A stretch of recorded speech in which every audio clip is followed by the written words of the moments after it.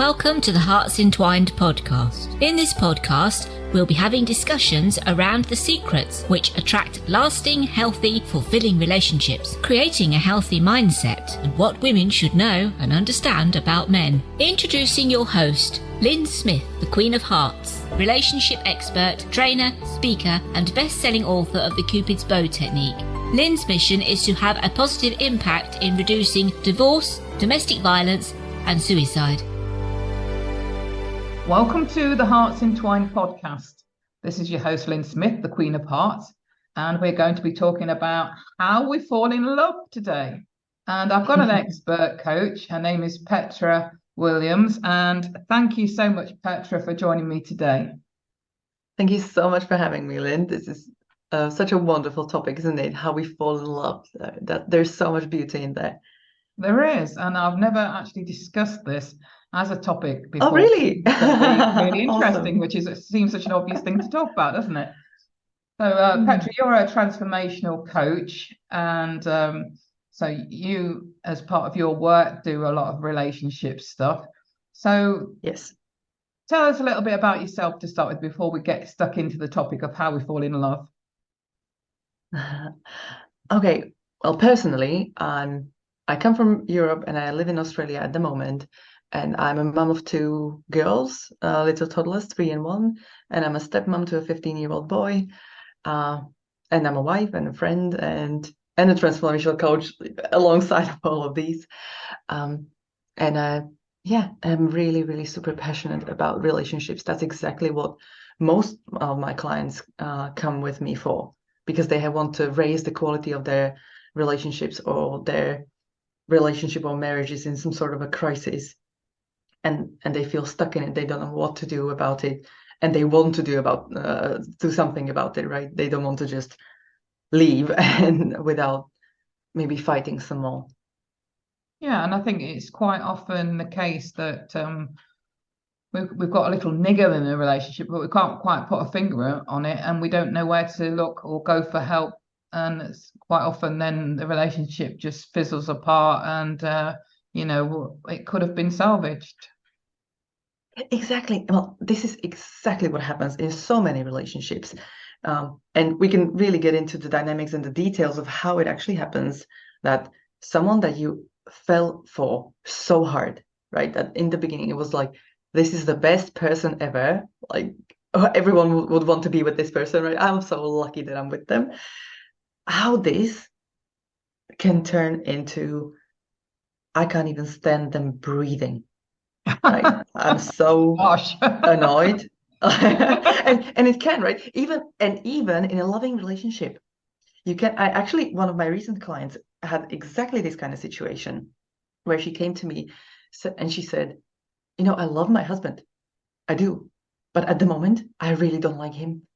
Like, because I'm so frustrated. I have so much anger with him, and so many things he said even years ago, things he's done. And that piled up anger shows up as a huge annoyance, that really, even the mere fact that he's breathing feels to me like he's taking too much space.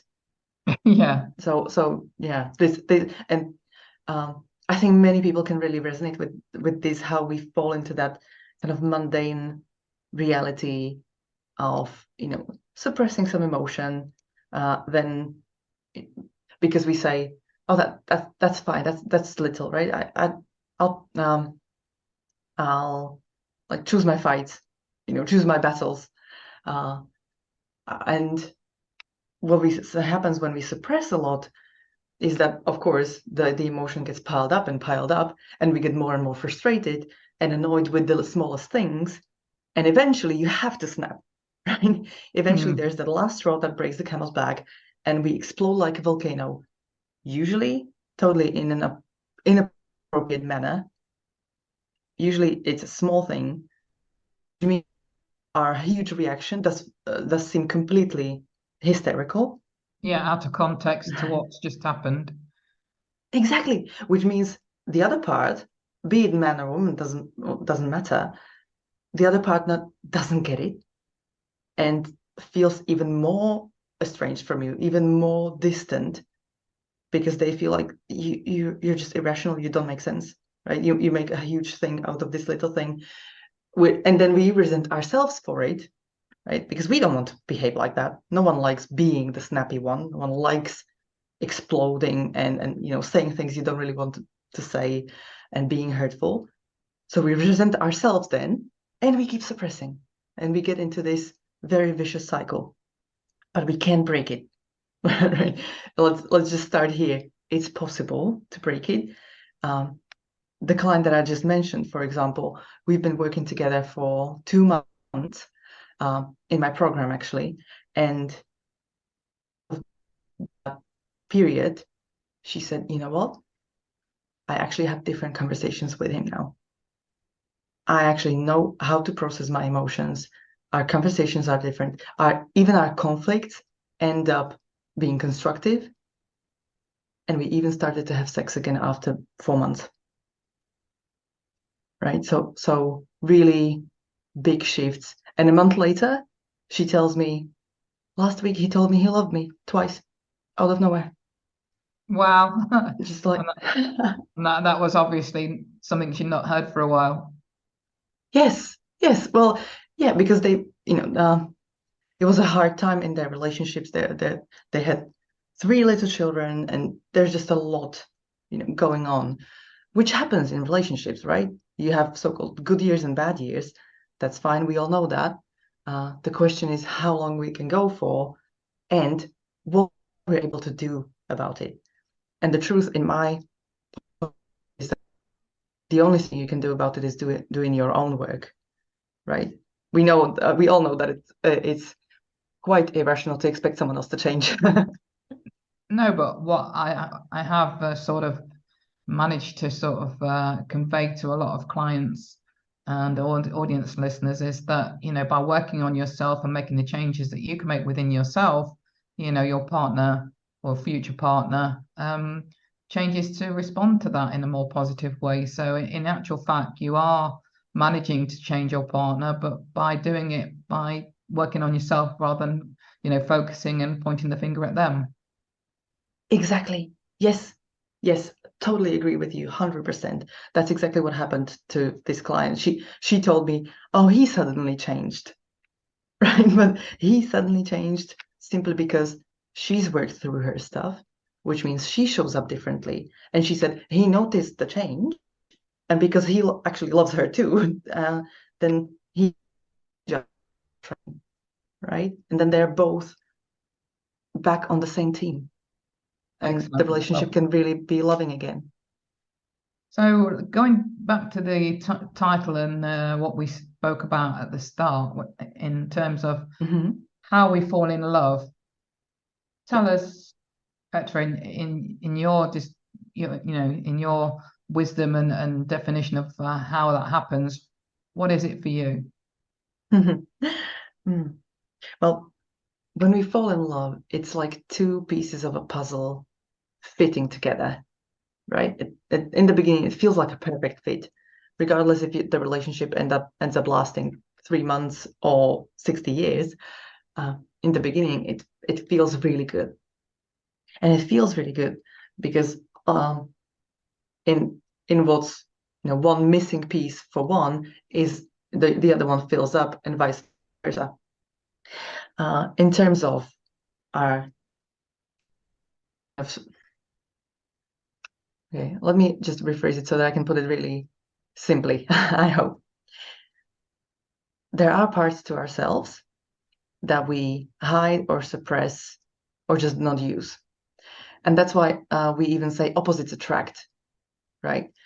So generally you would have one person who's more outgoing and the other person who's more introverted. And in the beginning, this is really attractive. That's really interesting because both of them feel like, oh, this is new, this is different, right? The introvert can show me this depth of thinking and their soul, and it's really just fascinating. And the outgoing person can show the other one the joy of being social and enjoy yourself. So that's why in the beginning it just sucks you in because it's so fascinating, because it's different. It's what you've been missing, so to speak.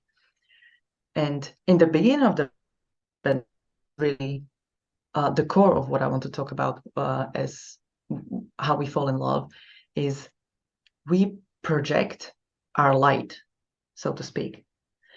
We project our suppressed parts that are actually really, really nice, but we don't believe we have them on ourselves. We haven't owned our gifts enough, and we project them onto this person, and we make them in our mind they're better than they actually are. Now, we don't see them as they are. We don't see them for real, right? We see this amazing person that you're just blown away from. Because we at the start of relationships, we usually got those rose-tinted glasses on, haven't we? And putting our partners on pedestals. Yes, exactly. Rose-tinted glasses, exactly, which means I don't see them as they are, right? And the reason you don't see them as they are is that you haven't integrated parts of yourselves. And putting them on pedestal is the same thing, right? And then the problem is, of course, this doesn't really help either you or the other person, because they want to be loved for who they really are, right? They don't want to be loved for your fantasy. And eventually you will have to take them off the pedestal.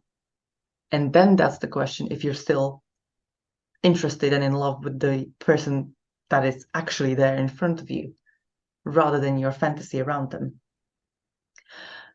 So we fall in love with those. Honestly, we actually fall in love with ourselves, with how these beautiful parts of ourselves show up in this person.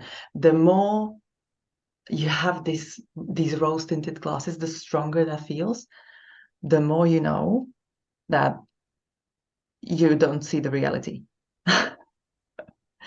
And it only really points at, well, so what is it that you see on so fascinating, right? Let's get really practical already. So let's say, what do you find fascinating on a partner? I think I find passion.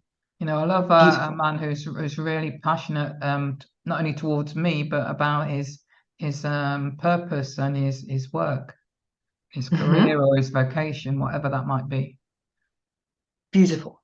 So what you want to do is actually focus on you being passionate, like what it is that you are passionate about, and finding that passion within yourself.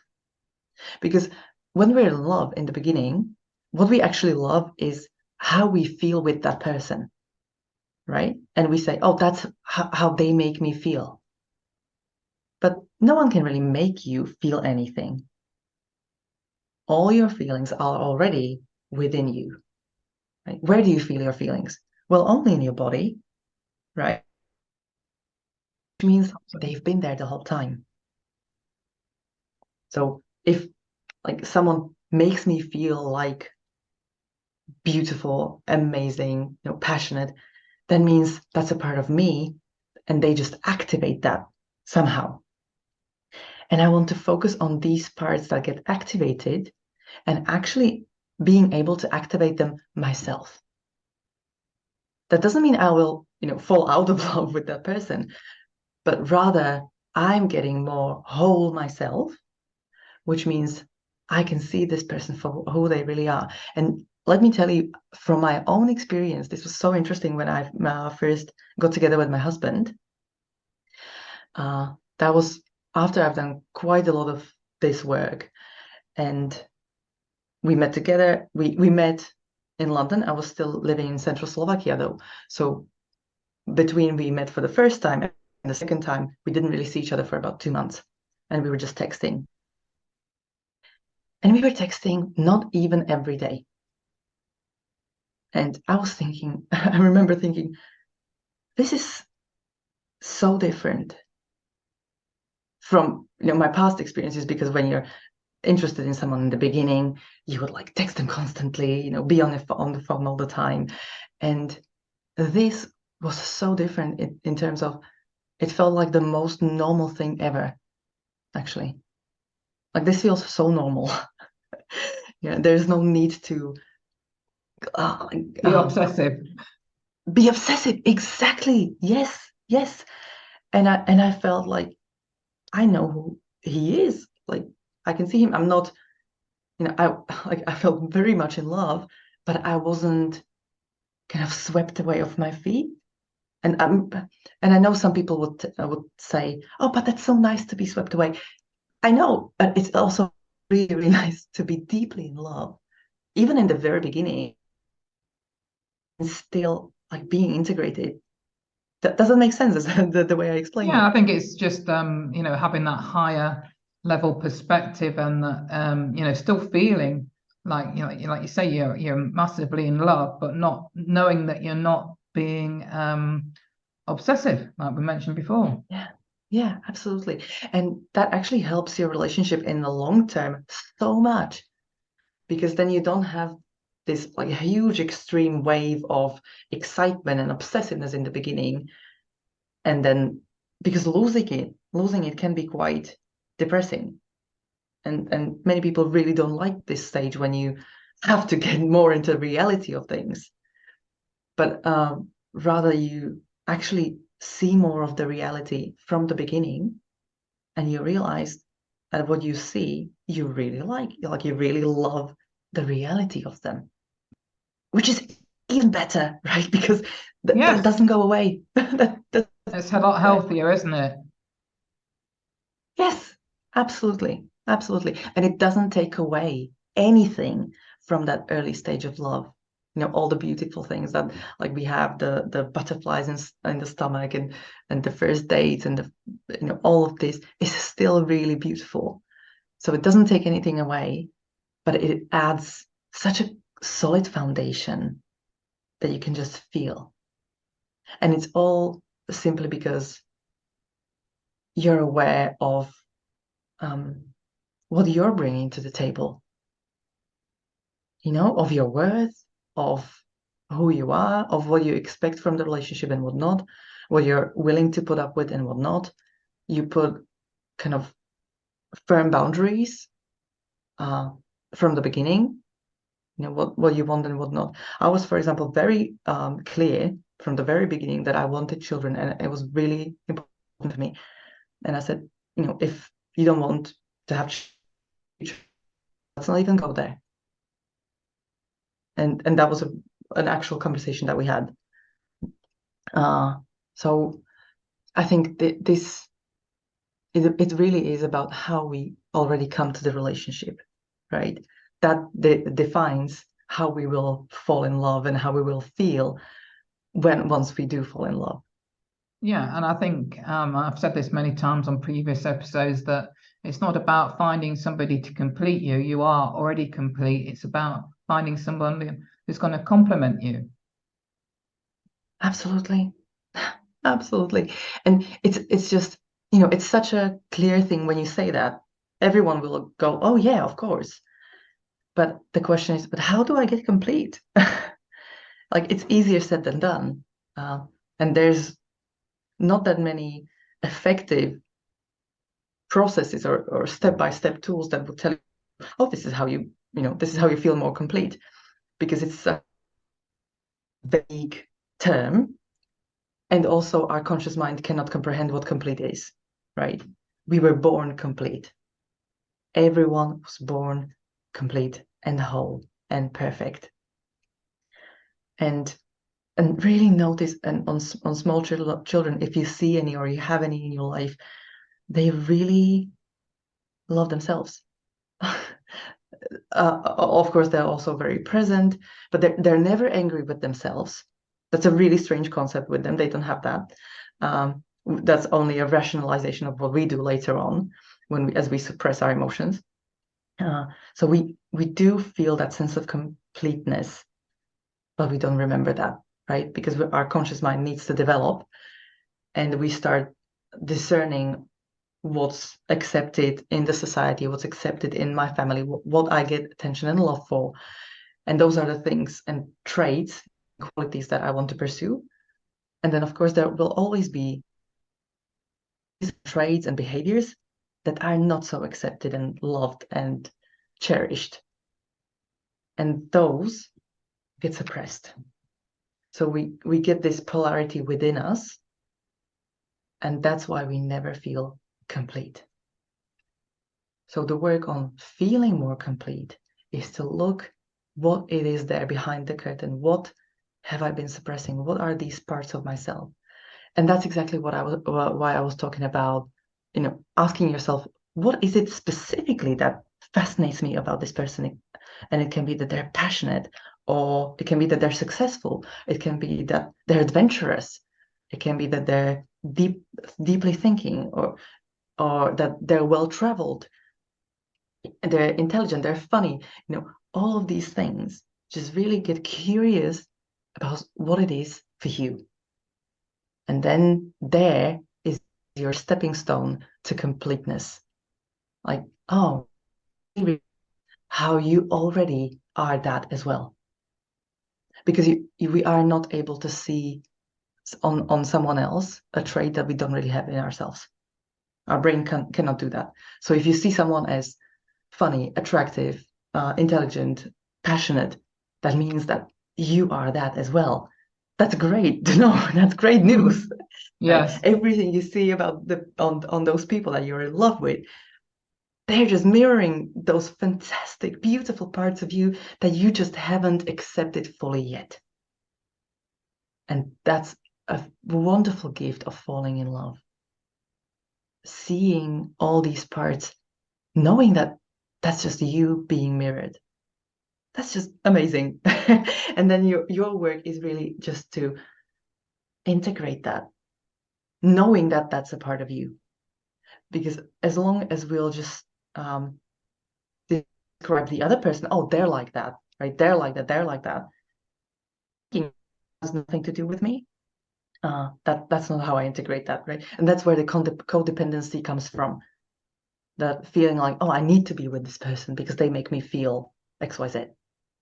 Yes. Whereas, just like you said, if I know that I'm complete already, that I can very well feel funny and passionate and attractive and well-spoken by myself, I don't need this person to do it for me. That's how I enter a healthy relationship. So what about the negative traits then you might see in your partner, such as if they've got a short fuse and a hot temper? Well, this is the flip side of the story. Guess what? They're also mirroring parts of you that you've been for sure, that you've been suppressing. If these are traits that you're frustrated with, or you don't like about them, or that sets you off, sort of emotional reaction to it, some sort of resonance within your body, that is the same thing. It's the mirroring of a part of you that you haven't integrated fully. So, for example, if someone has a short fuse, that means that there is a part of you that you're able to have a short fuse as well. But you probably don't like that trait, so you're suppressing it, and you're trying to be really calm or patient. Yeah, so you're trying to be the opposite. But that doesn't mean that you don't have the ability to have short fuse. The truth is, there will be times, if you really go deep in your memories, that you have had short fuse. It has, it's like almost like a law. It always is the truth. And usually these suppressed parts or suppressed traits, they come up, especially when we're mentally not well equipped. So when we're tired, when we're ill, when we're stressed out, PMS, when we're drunk as well, because these are all the situations when we are not that on top of keeping the mask on, right? So for example, when when you're ill, let's say you're really in constant pain, yes, you are not such a kind, loving, patient person, right? You get more bitter, you get more grumpy. And that's the same thing. You probably get more access to that short fuse part of you as well.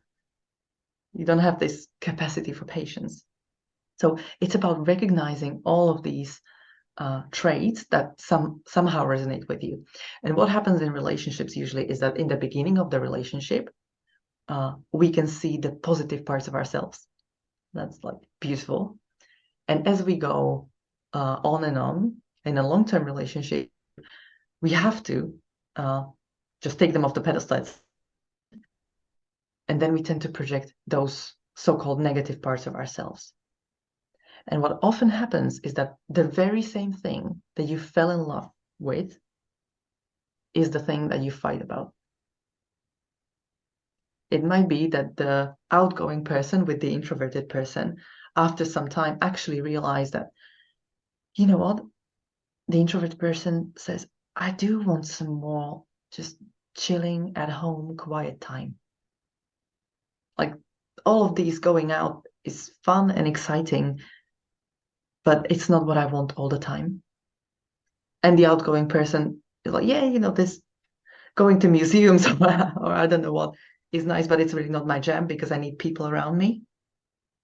And this is where they clash, right? And this is where they need to figure out, if they want to stay in a relationship, where it works for both of them and how they're gonna fill their need individually and together, so that they can work as a successful couple. And sometimes they won't figure it out, and the very same thing that they fell in love with is the thing that they get split up for. Yeah, it's so sad when it can happily usually be resolved without going down that path. So Petra, we're coming more towards the end of the episode. So for those listening that are interested in knowing more about you and connecting with you, what's your best contact information? I think easiest, so mostly I use Facebook, just Petra Williams, my personal profile, to be honest. There is a Petra Williams page, but just on Facebook is the easiest way. And I'm sure you'll put the links on other things but this is where I'm actually present. Yeah, we'll put your other links in the show notes, of course. So any final words around the subject of how we fall in love? Any final bits of wisdom or something that somebody can implement straight away on the back of this conversation? Mm-hmm. Well, enjoy falling in love. Enjoy being in love. It's beautiful. It's a very powerful experience. And get really curious and observe yourself and observe what it really is that's so fascinating, that's pulling you in so much that you're just swept away by this person, and see how that is already a part of you. So know that it's not the person that you need for this, but you can enjoy it with them. Absolutely. And it's not that we need a partner. We may want and desire a partner, but we are enough within ourselves, aren't we? Absolutely. Absolutely. Hands down. That's exactly what happened to me too. After my first divorce and processing that, I was in a point of my life when I was really exploring, what if, right? What if I just stay by myself? I won't find the right person or meet them. I won't have a partner, won't have a family, and becoming okay with that. And really seeing that possibility as a valid possibility and living my life happily like that. Well, after I did that, a month later, I met my husband. Yeah, that's usually what happens, isn't it? When we're not actually focused on it, when we sort of decided, oh, well, I'll let that idea go. That's when the universe thinks, oh, she's ready now. Yes. Yeah, it's beautiful. Okay, so thank you so much, Petra. It's been a fascinating conversation. Really enjoyed talking to you today. Thank you very much for having me. I know these are big topics, quite a big concepts to get. So I'm really happy to talk about it again in specific ways and situations, how that plays out, so that your listeners get the most possible value out of it. Because it's very, very powerful. Be happy to have you on again. So it just leaves me to say that true love starts with opening our hearts. And until next time, goodbye for now.